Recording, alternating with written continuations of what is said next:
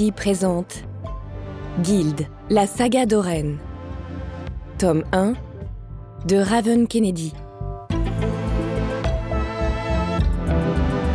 Lu par Amandine Lonjac. Avec la participation de Michael Maino.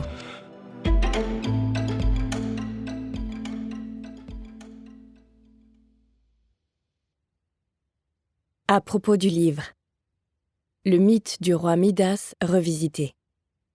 Cette saga de fantaisie, captivante et sombre, est aussi addictive qu'inattendue. Avec ses histoires d'amour, ses faits et ses intrigues, le monde doré d'Auréa vous saisira dès la première page. Plongez dans ce voyage où la cupidité, l'amour et la force intérieure sont au rendez-vous. Veuillez noter que ce livre pourrait contenir des éléments explicites et sombres qui seraient susceptibles de heurter la sensibilité d'un public non averti. Vous qui tentez en vain de scruter les étoiles, ne désespérez pas. Chapitre 1. Je porte la timbale en or à mes lèvres. Je suis l'unique spectatrice de l'orgie qui se déroule derrière mes barreaux. Quelqu'un a volontairement tamisé la lumière. Seule la lueur ténue d'une bougie me permet de deviner les mouvements des corps qui s'agitent en cadence. Ils sont 6 qui s'évertuent à en faire jouir un 7e, pendant que moi je reste ici, à l'écart. Il y a quelques heures, le roi m'a fait quérir quand il a commencé à vraiment s'exciter au milieu de son harem de concubines sans cesse renouvelées. Celles qu'on appelle aussi ses pouliches royales. Ce soir, il a choisi de prendre son plaisir dans l'atrium, probablement à cause de l'acoustique.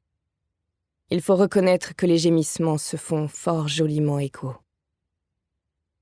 Oui, mon roi, oui, oui.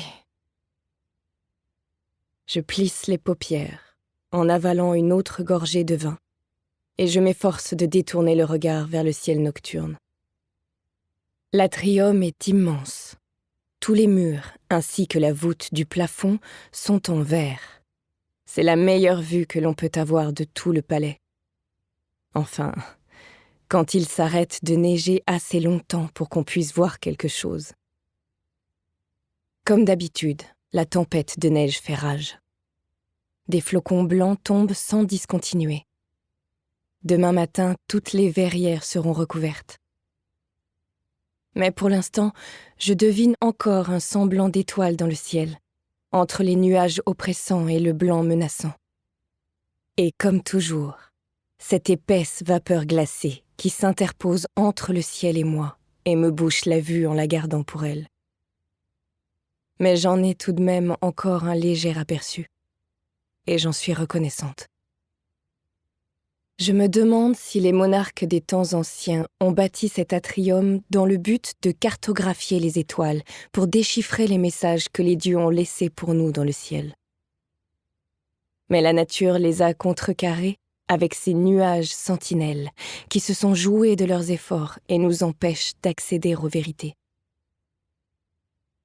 À moins que les souverains depuis longtemps disparus aient fait bâtir cette pièce pour pouvoir admirer le givre se déposer sur les vitres et le blizzard fouetter le ciel pendant qu'ils étaient à l'abri ici, protégés de l'immense froid blanc.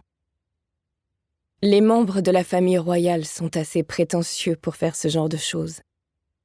En voici un exemple concret. Le roi, qui en ce moment est empalé dans sa pouliche, pendant que les autres s'exhibent et jouent pour son seul plaisir. Peut-être ai-je tort. Peut-être que cet espace n'a pas été construit pour que nous puissions regarder vers le haut, mais plutôt pour que les dieux puissent regarder vers le bas.